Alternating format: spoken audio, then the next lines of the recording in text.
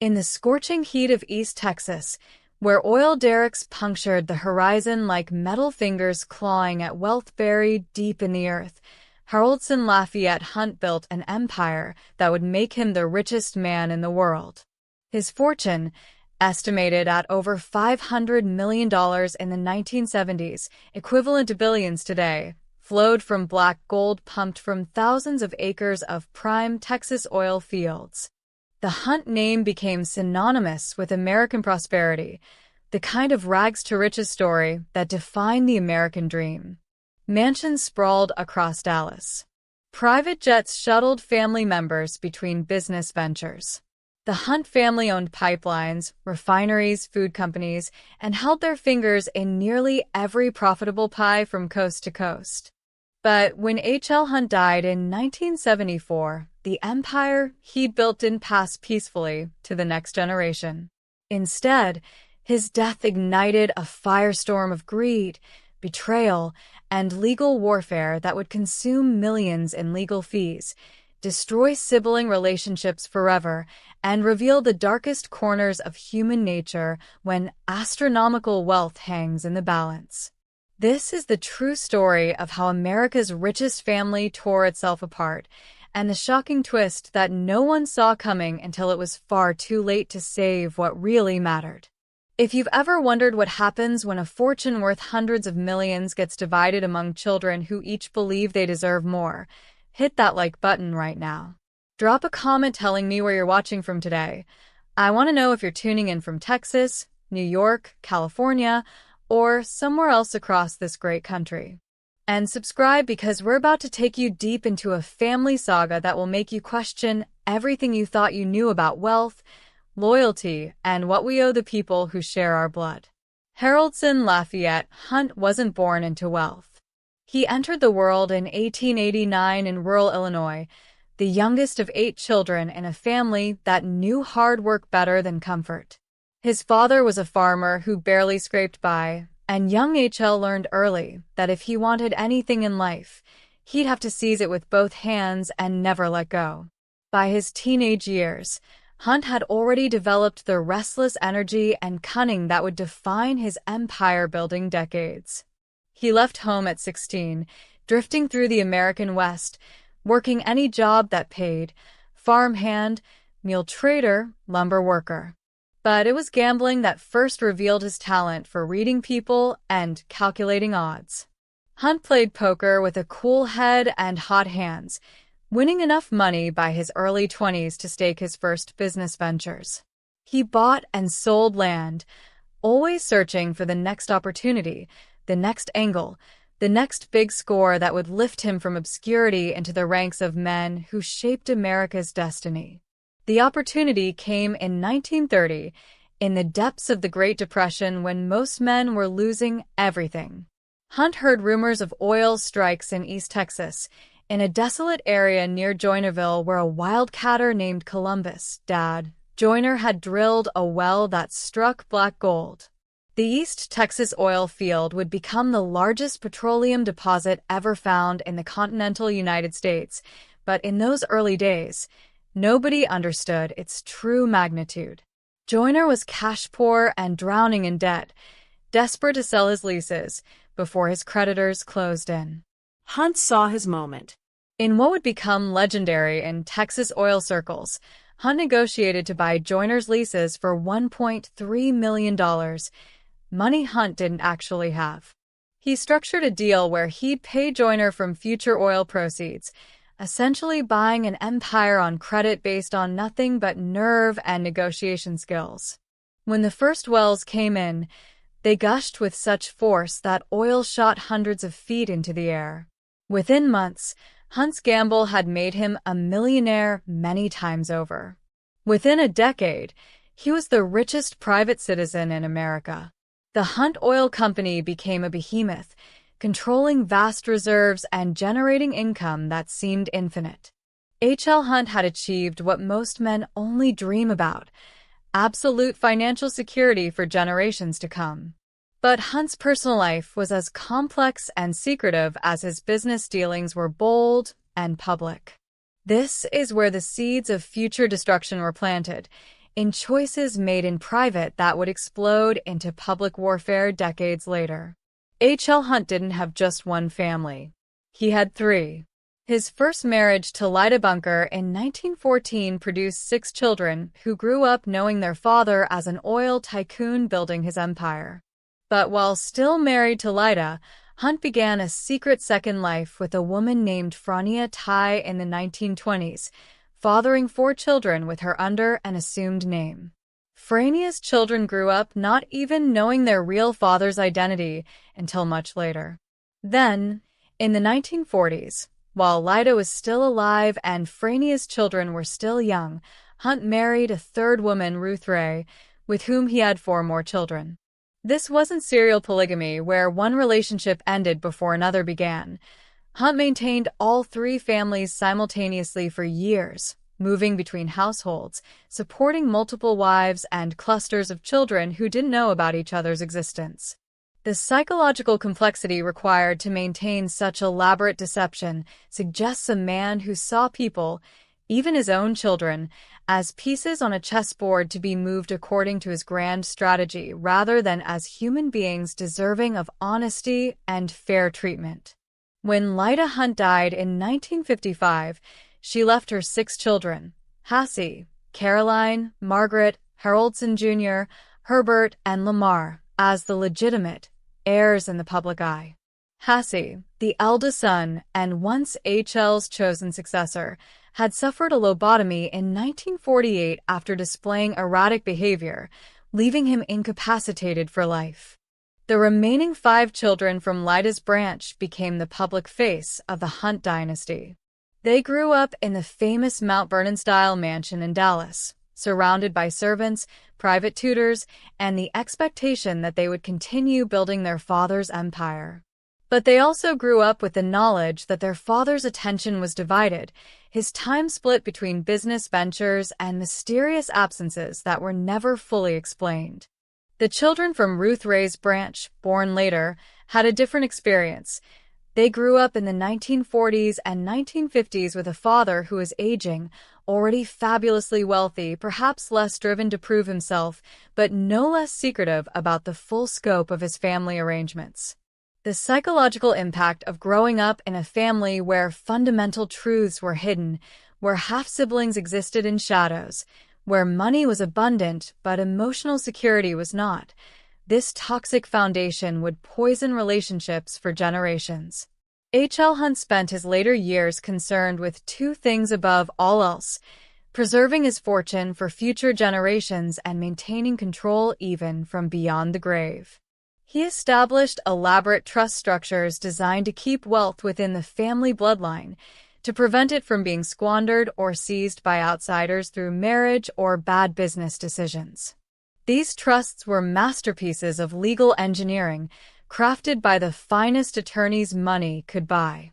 They specified exactly how money would flow to children, grandchildren, and great-grandchildren.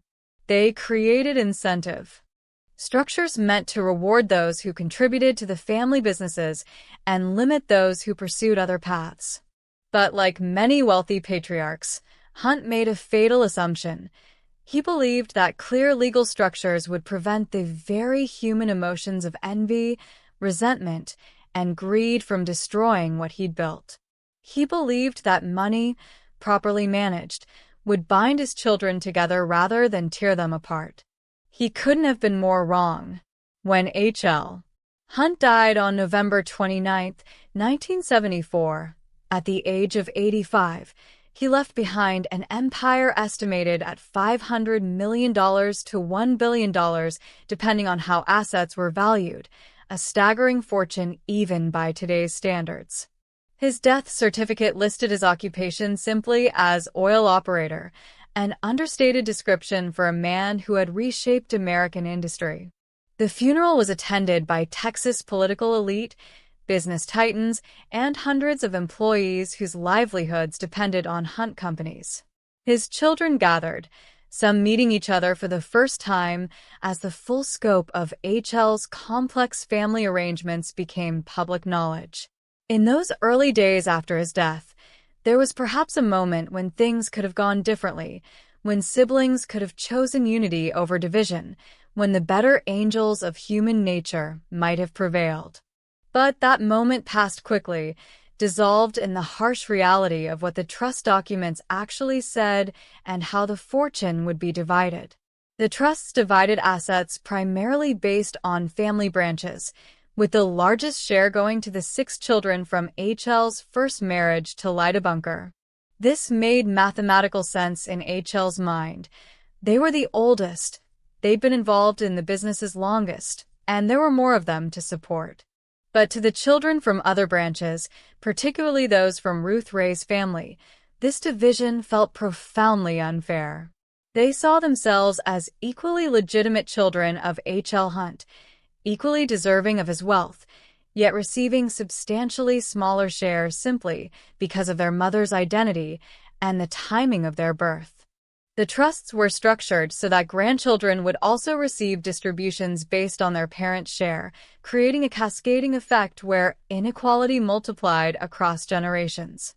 For one of H.L.'s daughters from a smaller branch, let's call her Susan to protect identities while telling this true story, the math was devastating.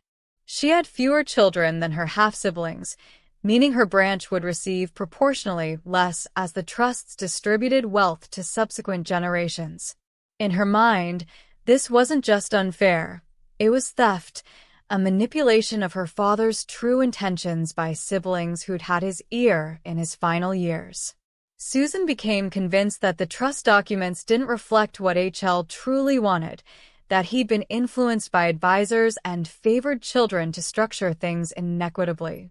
She hired lawyers and began challenging the trusts in court, arguing for reinterpretation or restructuring that would give her branch a larger share.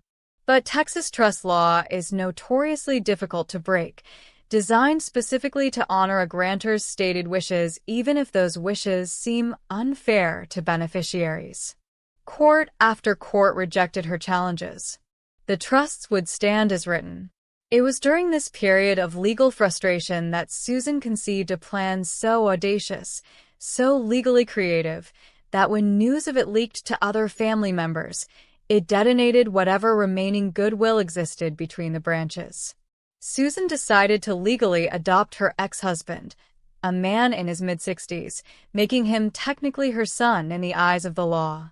This would add another grandchild to her branch of the family tree, entitling her to a larger share of the trust distributions designated for grandchildren. It was legal manipulation at its most brazen, using the letter of adoption law to subvert the spirit of the trust arrangements.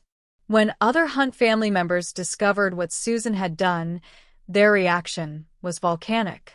They saw it as the ultimate betrayal, a perversion of family bonds and legal structures for pure financial gain.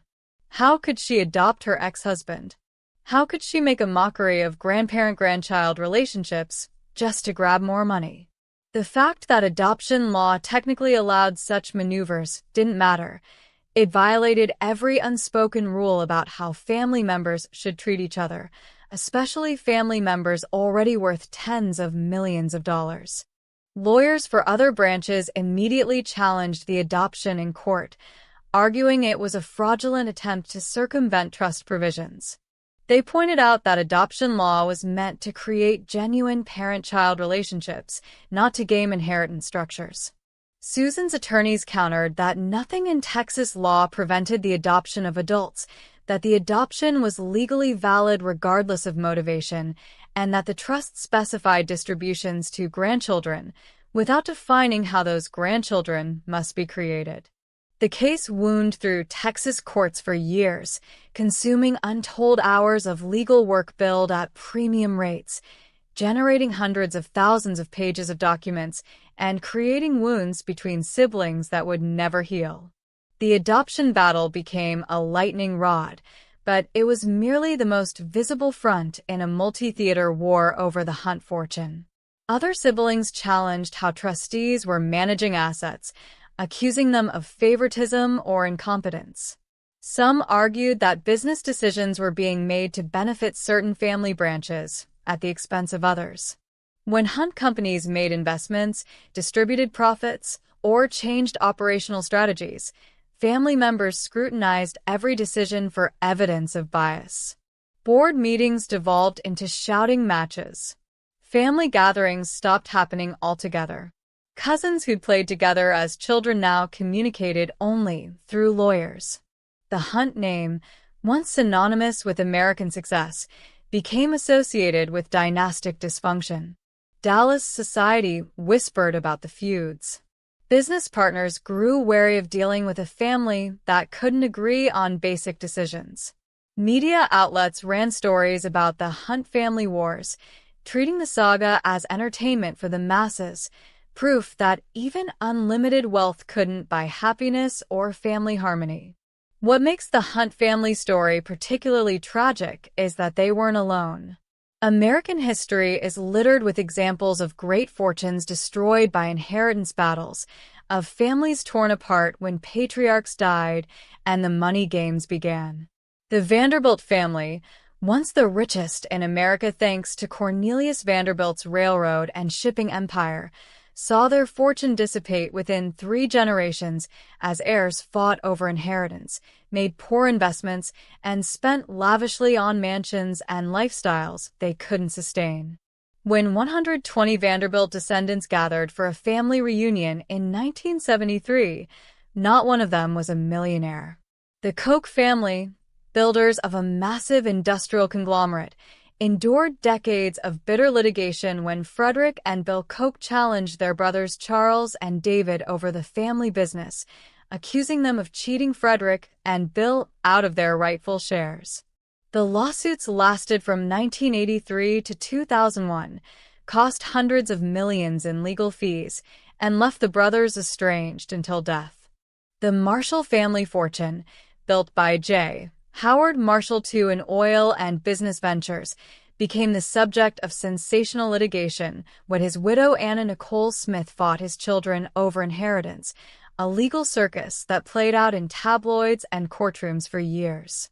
These stories share common elements: enormous wealth, complex family structures, trust documents that seem clear until they're challenged, and the corrosive effect of money on human relationships.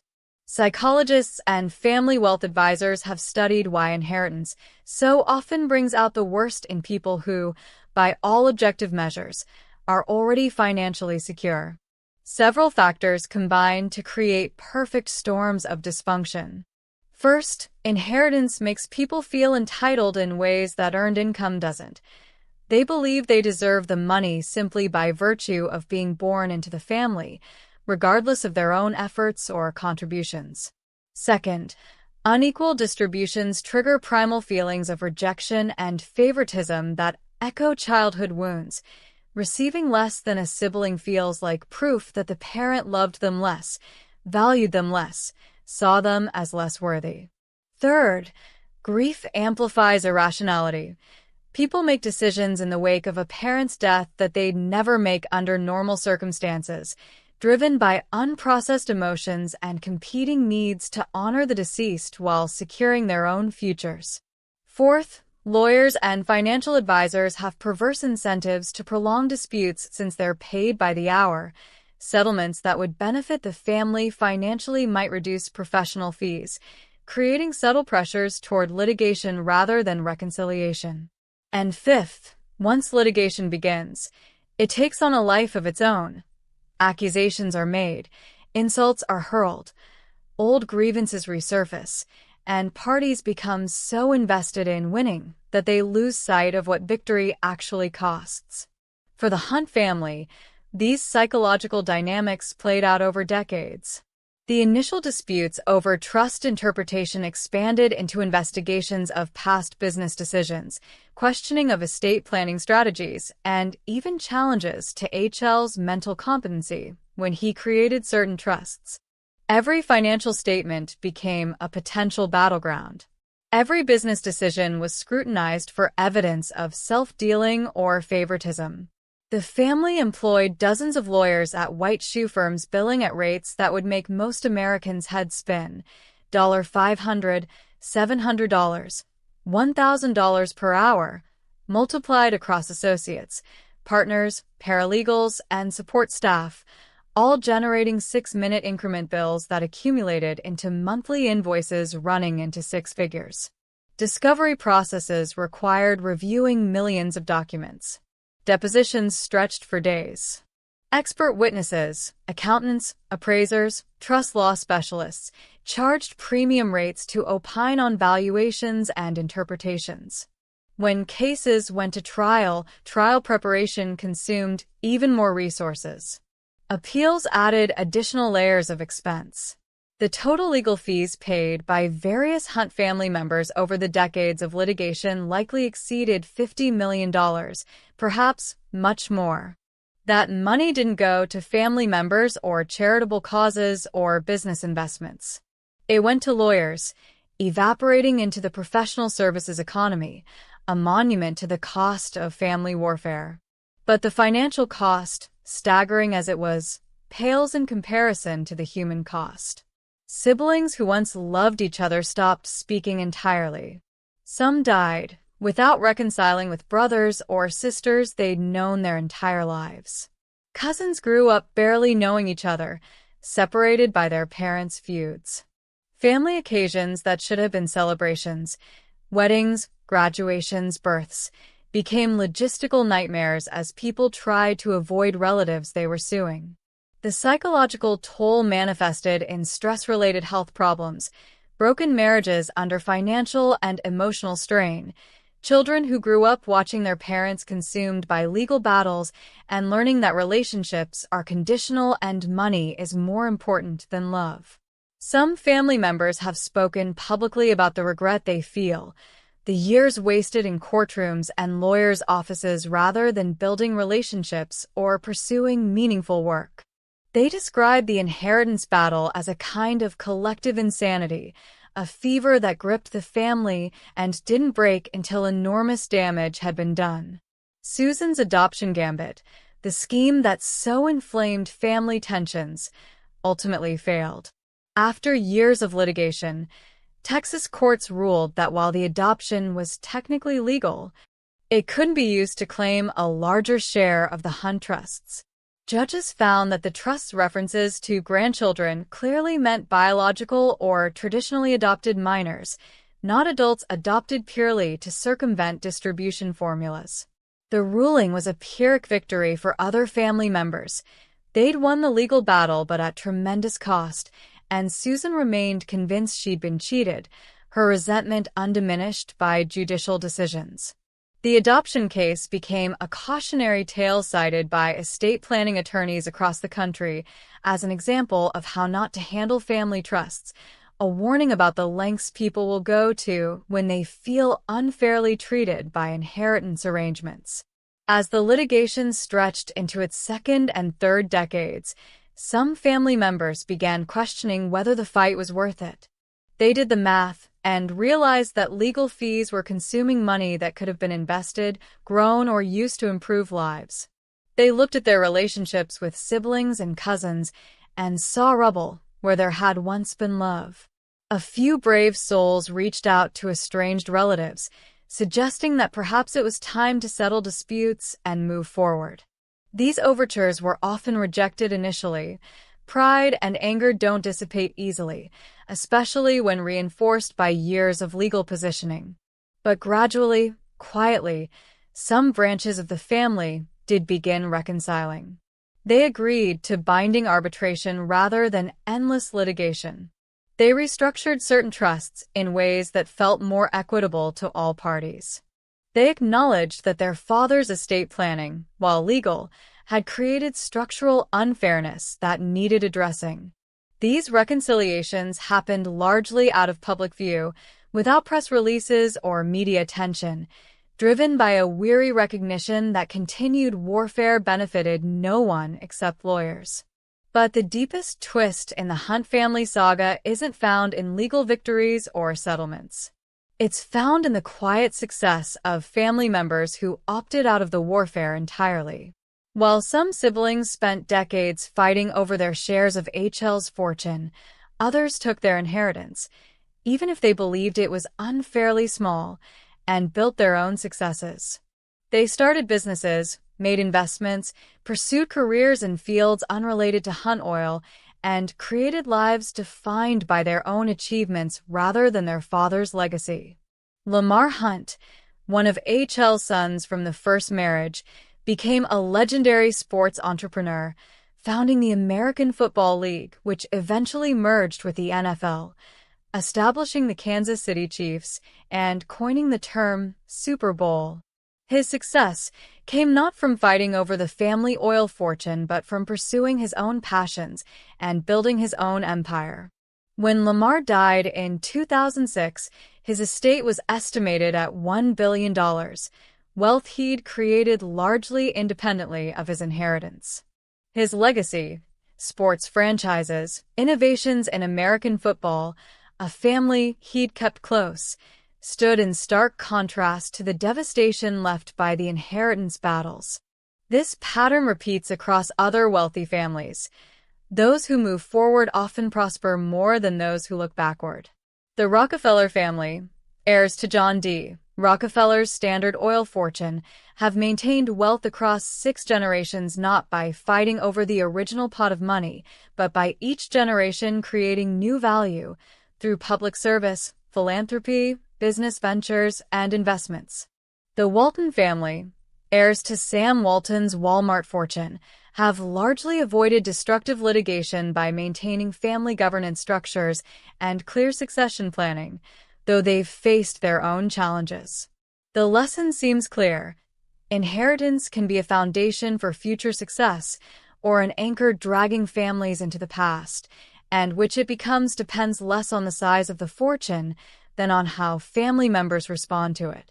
For those watching the Hunt family story from outside, perhaps the most important question is what lessons can be drawn for ordinary families dealing with far smaller inheritances. Most Americans will never face the challenge of dividing $500 million, but inheritance disputes destroy families at every economic level. A $200,000 house can generate as much sibling warfare as a $200 million trust if the emotional dynamics are toxic. Several principles emerge from the Hunt saga and similar stories.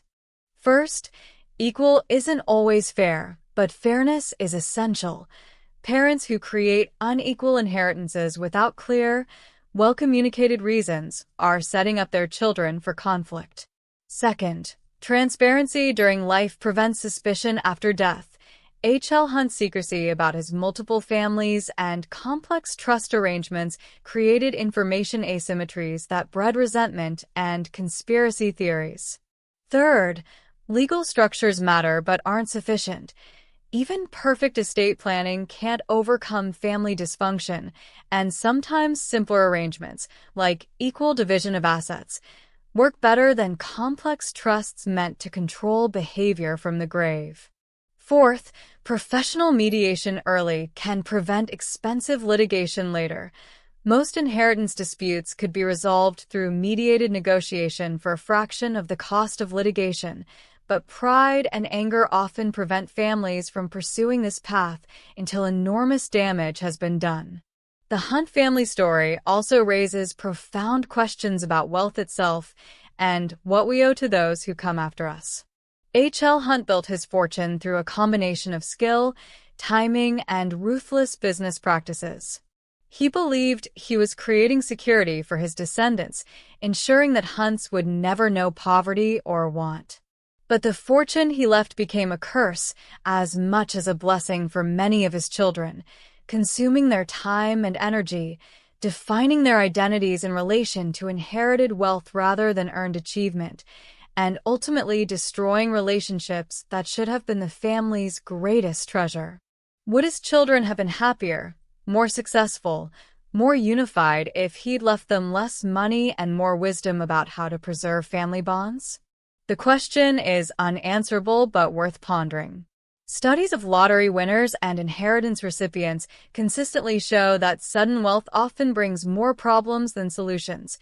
Increased substance abuse, higher divorce rates, estrangement from friends and family, loss of purpose and drive. The psychological research suggests that humans are poor at handling unearned windfalls, that we need the struggle of earning and building to develop character and find meaning. As the Hunt family battles gradually wound down in the early 2000s, after nearly 30 years of litigation and estrangement, the landscape had fundamentally changed. HL's empire had been divided and subdivided. Some branches had prospered through smart investments and new ventures. Others had seen their inheritances diminished by legal fees and poor decisions. The family that had once gathered in Dallas mansions for holidays and celebrations was scattered across the country, and in some cases barely on speaking terms. Cousins who should have known each other grew up as strangers. The Hunt name, once universally associated with success and the Texas oil boom, now carried connotations of family dysfunction and wealth squandered in legal battles. Yet there are glimmers of redemption in the story's final chapters. Some family members have spoken publicly about their regrets and the lessons learned, hoping that sharing their experience might help other families avoid similar disasters. Some have reconciled with siblings they'd been estranged from for decades, choosing relationship over resentment in their final years. And some have channeled their wealth into philanthropy and public service, trying to create legacies defined by contribution rather than consumption. The ultimate irony of the Hunt family saga is that H.L. Hunt, despite all his business brilliance and careful estate planning, failed at the one thing that mattered most: keeping his family together. He built an empire that could have sustained his descendants for generations, but the foundation cracked because it was built on secrets, inequality, and the assumption that money could substitute for honesty and emotional connection. His children and grandchildren learned the hard way that wealth without wisdom is hollow, that legal victories without love are meaningless, and that the true inheritance any generation can leave to the next isn't measured in dollars, but in the strength of relationships and the integrity of character. If H.L. could see what became of his family after his death, one imagines he would trade much of that carefully hoarded fortune for just one thing: descendants who loved and supported each other, who carried his name with pride not because of the money attached to it, but because of the family bonds it represented. For everyone watching this story unfold, whether you're facing your own inheritance challenges or simply fascinated by tales of America's wealthiest families, the Hunt saga offers a mirror to examine your own relationships and values. Ask yourself, what would you do in Susan's position, convinced you'd been treated unfairly? Would you fight for what you believed was yours, even at the cost of family relationships? Or would you accept the situation and move forward, preserving bonds with siblings even if the inheritance felt unjust? And from the perspective of the other siblings, would you be generous enough to recognize structural unfairness in estate planning and voluntarily share more equitably? Or would you hold firm to your legal rights regardless of a human cost? These aren't easy questions, and there are no perfect answers. But wrestling with them before crisis strikes, establishing family values and communication patterns before death, and inheritance force impossible decisions, might be the difference between preserving what matters most and losing it forever in the corrosive acids of greed and resentment. The $500 million Hunt family fortune remains one of the most dramatic inheritance sagas in American history, a cautionary tale about the limits of wealth and the unlimited capacity of human beings to destroy what we claim to love most. It's a story without heroes or villains, just people making choices under extraordinary circumstances, driven by emotions they didn't fully understand and pressures that seemed overwhelming in the moment. And while the specific details are unique to the Hunts, the oil empire, the multiple families, the adoption scheme, the underlying dynamics play out in estate battles every day across America, in families rich and poor, wherever money and family intersect, and the question arises of who deserves what when someone dies. The Hunt family couldn't answer that question in a way that preserved their most valuable inheritance: each other. May their story help others find a better way. If this deep dive into America's richest family drama moved you, I need you to do something right now. Drop a comment below telling me what shocked you most about this story. Have you ever seen inheritance tear apart a family, maybe even your own? Share your experience because I'm reading every single comment and I want to hear from you. And tell me where you're watching from today. Texas, New York, Florida, somewhere else? Your location helps me understand who's connecting with these true American stories. If you want more deep investigations into the families and fortunes that shaped this country, from the Vanderbilts who lost everything to the Rockefellers who kept it all, make sure you're subscribed with notifications turned on because I release new videos every day exploring the real stories behind America's dynasties, the ones you won't hear anywhere else. Hit that like button if this story resonated with you. If it made you think about your own family relationships and what really matters when everything is said and done. Thank you for staying with me for this entire journey into one family's rise and fall. You're exactly why I make these videos, to tell the stories that matter, to explore the human side of wealth and power, and to maybe, just maybe, help us all learn something about what we value and why.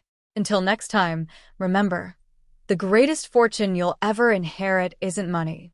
It's the family that loves you enough to stay.